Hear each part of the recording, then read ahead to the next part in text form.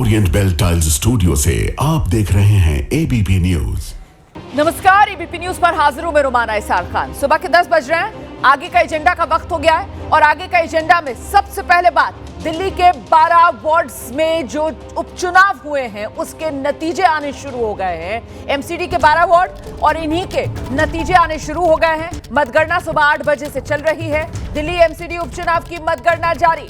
12 में से 4 वार्ड में उपचुनाव के नतीजे आए। इन 4 नतीजों में 2 सीटों पर बीजेपी ने जीत दर्ज की है। 1 सीट आम आदमी पार्टी, 1 सीट कांग्रेस के खाते में गई। बाकी 8 सीटों में से 4 पर बीजेपी, 3 पर आम आदमी पार्टी फिलहाल आगे चल रही है। मतगणना में 1 सीट पर एआईएफबी ने बढ़त बना रखी है। तो ये वो 12 वार्ड्स हैं जहां पर उपचुनाव हो रहे हैं। इनमें से 11 वार्ड के तो पार्षद दिल्ली विधानसभा के लिए चुन लिए गए थे। 1 वार्ड पे जो पार्षद वो सांसद बन गई और ऐसे में अब उपचुनाव के नतीजों का दिन है आज। कुल मिलाकर 51 उम्मीदवार जिनकी किस्मत का फैसला जो कैद हुआ था आज वो नतीजों के जरिए सामने आ रहा है। सीधे आपको लेकर चलेंगे। हमारे साथ हमारे सहयोगी बलराम पांडे इस वक्त मौजूद है और जरा बलराम से ही जानते हैं। बलराम, इस साल के शुरू में दिल्ली विधानसभा के जो चुनाव हुए थे जिसमें बीजेपी का दबदबा साफ तौर पर दिखा था और कई साल बाद दिल्ली में कमल खिला था, अब आज उपचुनाव के नतीजे आ रहे हैं। कहीं ना कहीं साख बीजेपी की दांव पर है और जमीन आम आदमी पार्टी से लेकर कांग्रेस अपनी तलाश रही है। नतीजे क्या बता रहे हैं अभी तक जो तस्वीर उभर रही है सामने?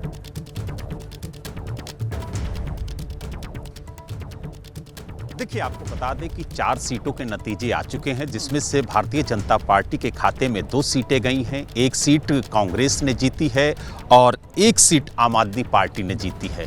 पहली बार इन 12 सीटों में 2022 के बाद जब उपचुनाव हुआ है तो कांग्रेस ने 1 सीट जीती है। संगम बिहार की वो सीट है जिस पर कांग्रेस ने जीत दर्ज की है। आपको बता दें कि इन 12 सीटों में एक भी सीट कांग्रेस के पास नहीं थी। तो कहीं ना कहीं कांग्रेस ने एक मजबूत स्थिति दिल्ली के अंदर बनाई और जिस तरीके से एमसीडी उपचुनाव हुआ उसमें कांग्रेस ने लगातार कोशिश यही की थी कि कम से कम हम जो अपना संख्या बल है वो जो इस सीट पर है वो बढ़ाएं और कहीं ना कहीं जो खाता है वो कांग्रेस का खुले इन 12 सीटों में से कम किसी एक सीट पर। और जिस तरीके से रुझान आ रहे हैं, जिस तरीके से तस्वीरें धीरे धीरे साफ हो रही हैं, उससे स्पष्ट हो गया है कि कांग्रेस 1 सीट पर जीत गई है।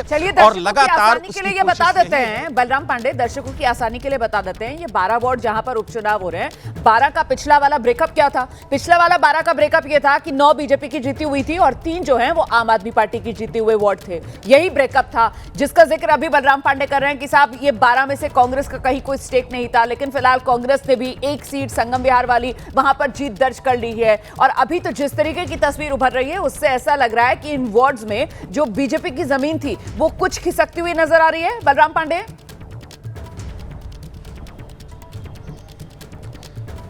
बिल्कुल, देखिए, अगर हम 2022 के नतीजों की बात करें तो 3 सीटों पर आम आदमी पार्टी ने जीत दर्ज की थी और 9 सीटों पर भारतीय जनता पार्टी ने जीत की थी। कांग्रेस को एक भी सीट नहीं मिली थी। लेकिन जिस तरीके से कांग्रेस ने 1 सीट पर जीत दर्ज की और अभी भी जो आम आदमी पार्टी है वो कई सीटों पर बढ़त बनाए हुए है, तो ऐसे में कहीं ना कहीं भारतीय जनता पार्टी के लिए जो नतीजे आ रहे हैं वो बहुत अच्छे नहीं हैं। क्योंकि उम्मीद जताई जा रही थी कि कम से कम जो 2022 का इतिहास है वो भारतीय जनता पार्टी दोहराती हुई नजर आएगी। क्योंकि मुख्यमंत्री रेखा गुप्ता के नेतृत्व में यह पहला चुनाव है जो भारतीय जनता पार्टी दिल्ली के अंदर चुनाव लड़ रही है। और जिस तरीके से नतीजे आ रहे हैं, 4 सीटों के नतीजे आ चुके हैं जिसमें भारतीय जनता पार्टी को 2 सीटें मिली हैं, 1 कांग्रेस को मिली है, 1 आम आदमी पार्टी को मिली है। अगर हम बढ़त की बात करें तो करीब 7 सीटों पर जो भारतीय जनता पार्टी है वो बढ़त बनाए हुए है जिसमें से 2 सीटें वो जीत चुकी है। इसके अलावा अगर हम आम आदमी पार्टी की बात करें तो आम आदमी पार्टी ने 3 सीटों पर बढ़त बनाई थी जिसमें 1 सीट वो जीत चुकी है। इसके अलावा कांग्रेस 1 सीट पर जीत चुकी है, अन्य 1 सीट पर आगे है। तो कहीं ना कहीं जिस तरीके की तस्वीरें निकल के आ रही हैं और ये माना जा रहा था कि भारतीय जनता पार्टी कम से कम 9 का जो आंकड़ा है उससे आगे बढ़ेगी, लेकिन जिस तरीके लगता हुआ नजर आ रहा है। बहुत शुक्रिया आपका बलराम पांडे इस तमाम जानकारी के लिए। तो देखिए, दिल्ली के संगम विहार वार्ड 163 से जीत दर्ज करने वाले सुरेश चौधरी का बयान सामने आया है। प्रतिक्रिया उनकी क्या कह रहे हैं जीत के बाद, सुनिए। जीत का श्रेय सारा पूरे संगम बिहार वासियों को मिले, मेरे बुजुर्गों को, नौजवान साथियों को, माताओं को, बहनों को, पूरे संगम बिहार को, सुरेश चौधरी की तरफ से सबको हार्दिक शुभकामनाएं। क्या जिस तरीके से जो है चीफ मिनिस्टर रेखा गुप्ता है, सांसद यहाँ पर रहे, मनोज तिवारी लगातार आ रहे थे, कितना टफ था? हाँ, मतलब पूरा बीजेपी कैबिनेट यहीं बैठा हुआ था, पूरा का पूरा सीएम वगैरह यहीं थे, हमारे मेंबर ऑफ पार्लियामेंट साहब यहीं थे, सब लोग यहीं घूम गए थे। काम किसी ने किया नहीं, काम पे किसी ने वोट मांगा नहीं, हम लोगों ने काम के नाम से वोट मांगा है। हमने काम किया तो वोट दो, काम नहीं किया तो वोट मत दो। ये ताकत ना तो झाड़ू में हुआ ना बीजेपी वालों में हुआ। इधर उधर की बातें करते हैं, चुनाव से 4 दिन पहले आते हैं, बड़ी बड़ी घोषणाएं करते हैं, कोई धरातल पे काम होता ही नहीं। कितने हजार से आप जीते? 3700 कुछ वोट। पाकिस्तान के पूर्व प्रधानमंत्री इमरान खान जिंदा हैं या मुर्दा हैं? कल इस सवाल का जवाब मिल गया है, लेकिन ये सवाल अभी बाकी है कि आखिर पाकिस्तान की सरकार इमरान खान से इतना खौफ क्यों खाती है। कल इमरान खान से अडयाला जेल में उनकी बहनों की मुलाकात हुई, लेकिन इस मुलाकात के बाद भी अडयाला जेल के बाहर इमरान समर्थकों का जमावड़ा जारी है। पाकिस्तान में आज भी सार्वजनिक सभा, रैली, जुलूस, धरना प्रदर्शन और 5 से ज्यादा लोगों के इकट्ठा होने पर प्रतिबंध है। अडयाला जेल के पास धारा 144 लागू है और ऐसे में यह सवाल अभी भी बना हुआ है, जब जेल में इमरान खान हैं तब आसिम मुनीर इतने परेशान क्यों हैं?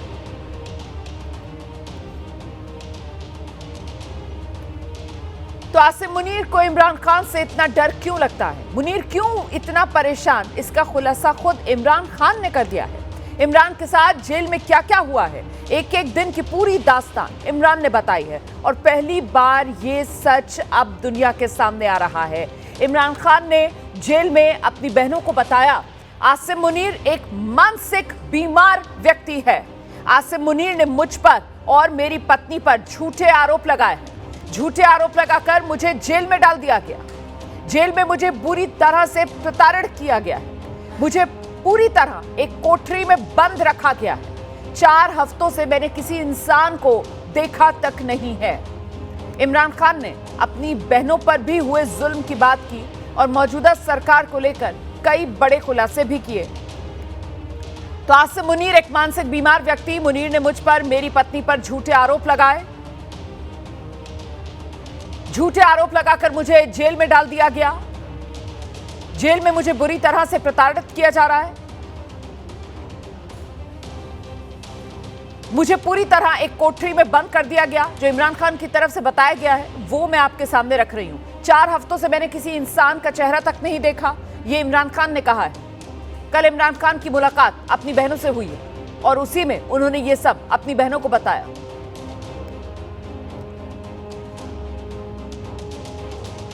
सेहत अल्हम्दुलिल्लाह ठीक है, मगर ज़हनी वो उन्होंने बड़े गुस्से में थे। कहते हैं कि हमें ये मेंटल टॉर्चर कर रहे हैं और सारा दिन कमरे में बंद, थोड़ा सा बाहर जब निकल सकते हैं, कोई किसी से कम्युनिकेशन नहीं। कहते हैं कि आसिम मुनीर जिम्मेदार है, ये सब कुछ हो रहा है।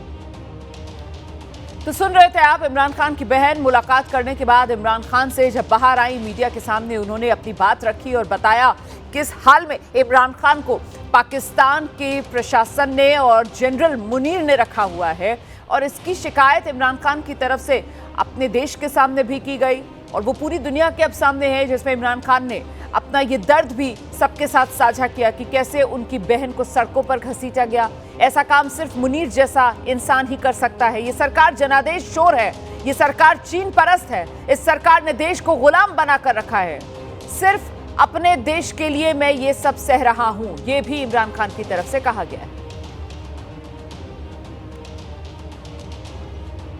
तो इमरान खान की खोज खबर को लेकर एक तरफ पाकिस्तान में गदर मचा हुआ था और दूसरी तरफ पाकिस्तान के पूर्व प्रधानमंत्री इमरान खान जेल से ही खेल भी कर सकते हैं। ये डर आसिम मुनीर को भी सता रहा है। पाकिस्तान में पिछले चुनाव हुए तो इमरान खान की पार्टी पीटीआई अपने कैंडिडेट नहीं उतार पाई थी। तहरीक इंसाफ ने निर्दलीय कैंडिडेट उतारे थे और तब पीटीआई समर्थित निर्दलीय उम्मीदवारों ने नेशनल असेंबली की 93 सीटें जीत ली थी।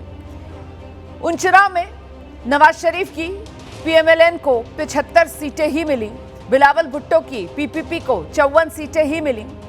तब इमरान खान ने कहा था कि अगर फॉर्म 47 का धोखा ना हुआ होता तो वो 120 सीटें जीत जाते। और अब इमरान के वो यार, वो समर्थक पार्टियां जो मुनीर के डर से छिटक गई थी, वो पार्टियां और सांसद फिर से इमरान खान के समर्थन में आ रहे हैं।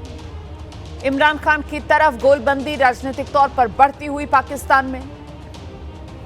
दूसरी तरफ आसिम मुनीर को अब कुछ समझ नहीं आ रहा है कि वो आखिरकार इस सिचुएशन से बाहर कैसे निकले, इस सिचुएशन को हैंडल कैसे करें।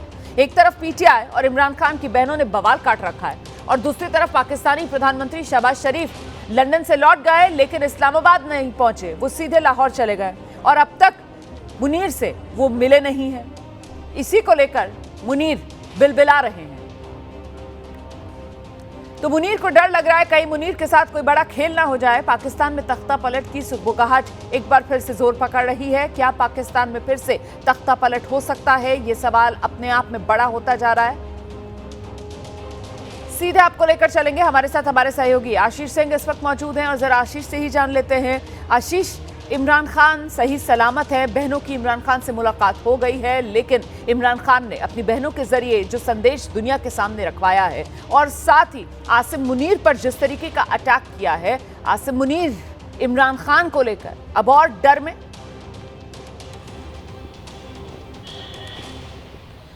देखिए, आसिम मुनीर और इमरान खान के बीच की जो राइवलरी है आपसी, वो जग जाहिर है, सबको पता है कि जब इमरान खान खुद प्रधानमंत्री थे तो उन्होंने आसिम मुनीर को पद से हटाया था। जो खतरा, जो भय, जो डर उन्होंने अपने इस एक्स पर पोस्ट करके बड़े ही सिलसिलेवार तरीके से, जिसका जिक्र आपने किया, एलैबोरेट तरीके से मेंशन किया इमरान खान ने, मौजूदा दौर में जिसको नहीं पता हो पाकिस्तान का इतिहास वो भी पढ़ ले डॉक्टर ऑफ द ईस्ट किताब बेनज़ीर भुट्टो की, तो पता चलेगा कि जुल्फ़िकार अली भुट्टो के साथ ज़ियाउल हक ने क्या किया था। पाकिस्तान में कुछ भी हो सकता है रोमाना। अगर वो ये खतरा जता रहे हैं और ख़ुद अपनी बहन से उन्होंने कहा है कि किस तरह से उन्हें आइसोलेट करके रखा गया है और उन्हें ये भी डर है कि कहीं उनके जान पर बात ना बनाए, ये दिखाता है कि आसिम मुनीर जो आरोप लग रहे थे कि पहलगाम का हमला कराया उस आदमी ने, जिस तरह से कुछ रोज़ पहले बयान दिया था कि हिंदू मुसलमानों में फ़र्क क्या है, हम कैसे उनसे अलग हैं, और अपनी पोजीशन को, कमज़ोर होती, लचर होती पोजीशन को, माफ कीजिएगा आपने कुछ बोला। मैं आपके पास लौट रही हूँ आशीष, जरा सीधे शिवांग का रुख करेंगे और शिवांग से जानते हैं, शिवांग क्या तख्ता पलट की सुगबुगाहट पाकिस्तान में बढ़ गई है? जी बिल्कुल, देखिए जिस तरह से मतलब लगातार तस्वीरें भी लगातार दिख रही थी कि किस तरह से जो मतलब नोटिफिकेशन डिले हुआ था आसिम मुनीर का, तो उसके बाद से भी लगातार इस चीज़ की पहले से ही सुगबुगाहट थी कि पाकिस्तान के अंदर तख्ता पलट जैसी एक स्थिति आ सकती है। और आसिम मुनीर जिस तरह से पहले उसने अपने आप को फील्ड मार्शल प्रमोट करा, फिर उसके बाद अपने आप को CDF प्रमोट करा, तो इस तरह से मतलब लगातार सुगबुगाहट थी इसी तरह की, और लगातार चर्चा भी लगातार की जा रही थी इसी तरह की कि आसिम मुनीर किसी भी तरह की मतलब अपने आप को हेड ऑफ द स्टेट बनाने के लिए किसी भी तरह की ऐसी मतलब कहते गतिविधि को प्लान कर सकता है। तो देखिए यही मतलब लगातार चर्चा चल रही है कि आसिम मुनीर का जिस तरह से नोटिफिकेशन डिले हुआ था, उसके बाद से लगातार तख्ता पलट की जो मतलब कोशिशें हैं वो लगातार की जा रही हैं। जी शिवांग, महत्वपूर्ण बात आप कह रहे हैं। मैं जरा सीधे अब आशीष का रुख करती हूँ और आशीष से जरा जानते हैं। आशीष, आपके पास दोबारा आ रही हूँ, जरा डिकोड कीजिए इमरान खान का वो संदेश जो उन्होंने अपनी बहन के जरिए दुनिया तक तो पहुंचाया ही है, लेकिन खास तौर से ये जो संदेश है इसके निशाने पर सीधे सीधे जनरल मुनीर। जी हाँ, बिल्कुल। देखिए, मैं इसी बात का जिक्र कर रहा था कि आखिर जनरल मुनीर ने पहलगाम का हमला क्यों कराया। इसीलिए कराया था कि उनकी जो कमज़ोर होती स्थिति थी पाकिस्तान में, उसको किसी तरह से वो मजबूत करे। और अब इमरान खान पर जिस तरह से अट्रॉसिटी कर रहे हैं, उनको ये पता है कि उनका नोटिफिकेशन जिसका जिक्र अभी शिवांग कर रहे थे, चीफ ऑफ डिफेंस फोर्सेज, वो लटका पड़ा है। तो कुछ ना कुछ ऐसा करो जिससे किसी तरह से देश में माहौल बनाओ, विदाउट इवन कैलकुलेटिंग। ये समझ ही नहीं पा रहे हैं कि अगर इमरान खान के खिलाफ कुछ भी उनको नुकसान पहुंचता है तो समूचा पीटीआई समेत आधे से ज्यादा देश सड़क पर आ जाएगा और उनके लिए पोजीशन कितनी वीक हो जाएगी। यही वजह मुझे लगता है कि मिसकैलकुलेट कर गई है शहबाज शरीफ सरकार, जिसकी वजह से ये नोटिफिकेशन भी लटका पड़ा है और कहीं ना कहीं बिलबिलाहट में होंगे आसिम मुनीर, इस वजह से इस तरह की हरकत कर रहे हैं। देखिए, बहुत बड़ा प्रश्न है। इमरान खान का खुद कहना कि पूरी तरह से आइसोलेट करके रखा है, किसी से मिलने नहीं दे रहे हैं, बिजली काट दी गई, यही शिकायतें, तो यही आरोप तो सीधे तौर पर इनकी बहनें और पीटीआई के तमाम नेता और वर्कर्स लगा रहे थे। यानी एक एक जानकारी सही थी। पाकिस्तान में कुछ भी हो सकता है। ये तो बहुत अच्छी बात है कि उनकी बहनें सामने आई, उन्होंने इंडियन मीडिया से बात की, चाहे इंटरनेशनल मीडिया से बात की, इतना प्रेशर पड़ा कि आखिरकार उनको मिलने दिया गया। सवाल तो फिर भी रोमाना ये बड़ा सवाल खड़ा होता है कि आखिर इस तरह का treatment immediate former prime minister के साथ क्यों किया जा रहा है? किस बात की इनसिक्योरिटी है शहबाज सरकार और खास करके पाकिस्तान आर्मी चीफ आसिम मुनीर को कि वो इमरान खान को इस तरह के एट्रॉसिटी और इस तरह के मानसिक उत्पीड़न को सब्जेक्ट कर रहे हैं? बड़ा सवाल है। लेकिन आने वाले दिनों में आप देख रही है जिस तरह से पीटीआई का बिल्डअप हो रहा है, अभी भी जेल के बाहर बड़ी संख्या में वो लोग इकट्ठा हैं, बार बार ये मांग कर रहे हैं कि इमरान खान को रिलीज किया जाए। अब ये नेगोशिएशन हो पाता है कि नहीं हो पाता, आप जानती हैं इसमें अमेरिका का इंटरफेरेंस भी है। जिस तरह से तेल लगा रहे हैं डोनाल्ड ट्रंप को जा करके, क्या होगा पाकिस्तान के अंदर, क्योंकि स्थिति वहां पर काफी वोलेटाइल फिलहाल नजर आ रही है। बहुत शुक्रिया आपका आशीष इस तमाम जानकारी के लिए। मैं आगे बढ़ रही हूं, अगली बड़ी खबर का हम रुख कर रहे हैं। जिहाद को लेकर फसाद एक बार फिर से क्या शुरू करने की कोशिश की जा रही है? ये सवाल क्यों है, अब समझिए आप। जमीयत उलमा हिंद के प्रमुख हैं मौलाना महमूद मदनी, एक बार फिर जिहाद को लेकर बयान दिया और सुर्खियों में आ गए। मौलाना महमूद मदनी कुछ रोज पहले भी जिहाद पर बयान दे चुके हैं, अब एक बार फिर जिहाद को लेकर अपनी बात रख रहे हैं और ऐसी बात बोल गए कि उस पर विवाद होना तय मानिए। मौलाना महमूद मदनी का जिहाद पर यह नया बयान है। मौलाना मदनी कह रहे हैं स्कूलों में पढ़ाया जाना चाहिए जिहाद, जिहाद मुल्क के लिए जरूरी है, यह मौलाना मदनी का कहना है। जिहाद इस्लाम का एक पवित्र धार्मिक शब्द है। जिहाद को गाली देने वाले इस्लाम के दुश्मन हैं। जिहाद का विरोध करने वाले गद्दार हैं। तो जिहाद को लेकर मौलाना मदनी एक बार फिर अब सुर्खियों में आ गए। तो जिहाद का विरोध करने वाले गद्दार हैं मौलाना महमूद मदनी, जिहाद के समर्थन में और यहां तक जिहाद की पैरवी कर रहे हैं कि जिहाद के बारे में स्कूलों में पढ़ाया जाना चाहिए। मुल्क के लिए ज़रूरी है। मुल्क के लोगों को मालूम होना चाहिए कि जिहाद क्या होता है, कितनी तरह का होता है, किन हालात में होता है, कब किया जा सकता है, कौन कर सकते हैं, कौन नहीं कर सकते हैं। बिल्कुल पढ़ाया जाना चाहिए। सारे धर्मों में ये चीज़ मौजूद है और सबको पढ़ाया जाना चाहिए। जिहाद एक धार्मिक पवित्र शब्दावली है इस्लाम की। अब अगर किसी को इस्लाम के साथ दुश्मनी है तो वो शौक से कहे, तो उसे डिक्लेयर करना चाहिए कि मैं इस्लाम का दुश्मन हूँ और मुझे इस्लाम और इस्लाम के मानने वाले मंजूर नहीं हैं। ये डिक्लेयर कर दें और फिर गाली बनाएं जिहाद को, मुझे कोई आपत्ति नहीं है। वो उनका सौभाग्य होगा, वो जो चाहे करें। लेकिन अगर वो अपने आप को सनातन धर्म का या किसी और धर्म का मानने वाला कहते हैं और फिर किसी दूसरे धर्म का न सिर्फ अनादर करते हैं बल्कि बदतमीज़ी करते हैं, गाली बकते हैं और उसे गाली बना देते हैं धर्म ही को, तो मेरे लिए ज़रूरी है कि मैं चेताऊं और देश वालों को सबको बताऊं कि देखो ये बदतमीज़ी कर रहे हैं, ये मुल्क में आतंकवाद फैलाना चाहते हैं, ये मुल्क के साथ दुश्मनी कर रहे हैं, ये गद्दार हैं, मुल्क के इस देश के दुश्मन हैं और देशद्रोही वाला काम कर रहे हैं और ये हमारे देश के जो दुश्मन मुल्क हैं, पड़ोसी मुल्क पाकिस्तान फलां फलां, उनके एजेंडे को पूरा कर रहे हैं। तो मेरे लिए ज़रूरी है बताना, वो मैंने बताया। हम 30 साल से कर रहे हैं, आगे भी ज़रूर करेंगे और हम इसका सख्त आपत्ति है और विरोध है इस बात पर कि यूनियन मिनिस्टर्स, चीफ मिनिस्टर्स और सीनियर लीडर्स पॉलिटिकल पार्टी के, एक ख़ास पॉलिटिकल पार्टी के सीनियर लीडर्स भी लगातार जिहाद का शब्द यूज़ करके गालियाँ बकते हैं और इस्लाम को बदनाम करने की और गाली देने के मौके तलाशते हैं और उसके ऊपर कदम उठाते रहते हैं। हम इसका सख्त विरोध करते हैं। तो जिहाद शब्द के बचाव, उसकी पैरवी में जिस तरीके से मौलाना मदनी सामने आए हैं, इस पर अब सियासी प्रतिक्रियाएं तो आएंगी। पहले कांग्रेस सांसद इमरान मसूद क्या कह रहे हैं, ये जान लीजिए। इमरान मसूद कह रहे हैं कि जिहाद एक पवित्र शब्द है, उसका गलत इस्तेमाल होता है।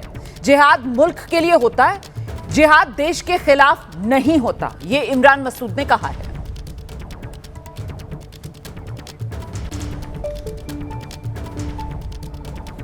देखिए, जिहाद बहुत ही पाक और साफ लफ्ज़ है, उसका गलत इस्तेमाल किया जाता है। जिहाद हमेशा मुल्क के लिए होता है। जिहाद मुल्क के अंदर जो हालात हैं, उन हालात के मद्देनज़र मुल्क के लिए होता है, मुल्क के खिलाफ जिहाद नहीं होता है। आगे बढ़ते हैं, अगली खबर का रुख करते हैं। टीएमसी के नेता हुमायूं कबीर के बाबरी मस्जिद वाले बयान के बाद अब रक्षा मंत्री राजनाथ सिंह ने बाबरी विवाद में एक नया संवाद शुरू कर दिया है। दरअसल गुजरात में रक्षा मंत्री मौजूद थे। गुजरात के सडली गांव में आयोजित यूनिटी मार्च कार्यक्रम में राजनाथ सिंह ने सरदार पटेल की भूमिका और उनके विचारों को विस्तार से बताया।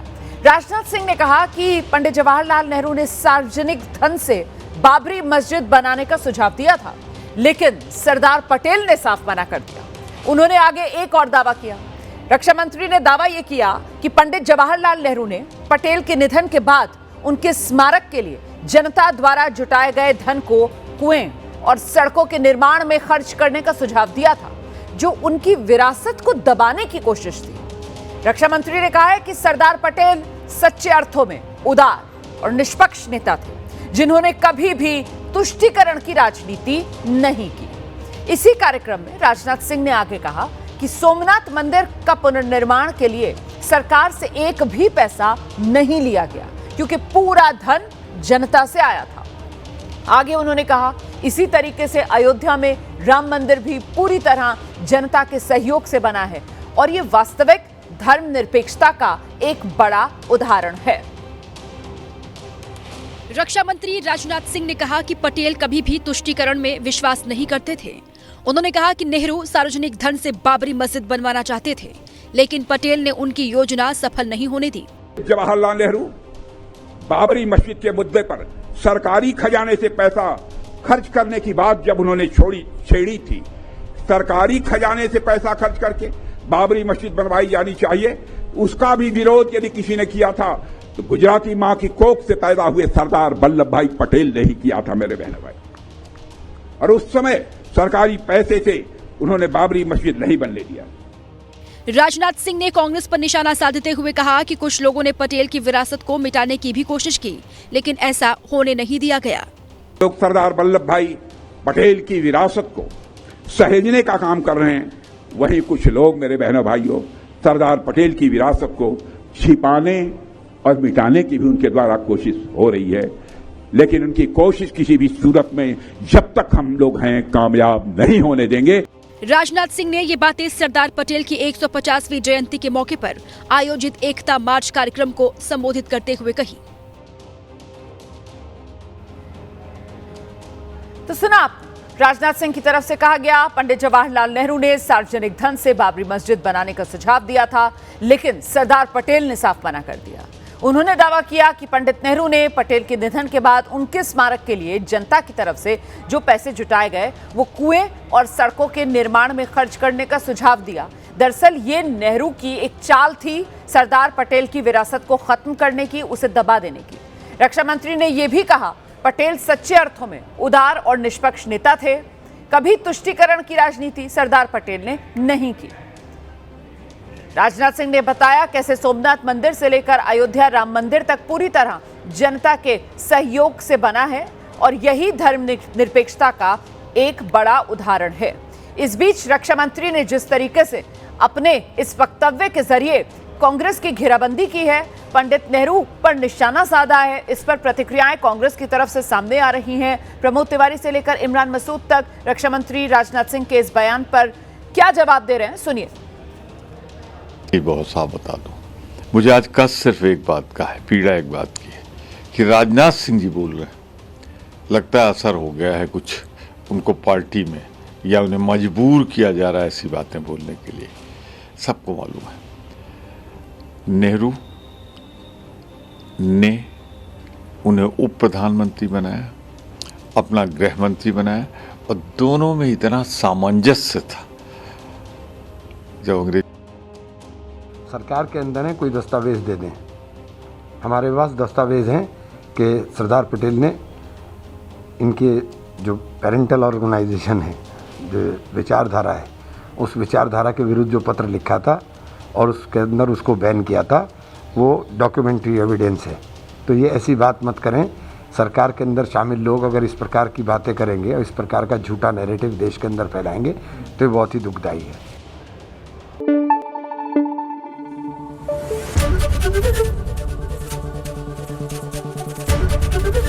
एबीपी न्यूज आपको रखे आगे।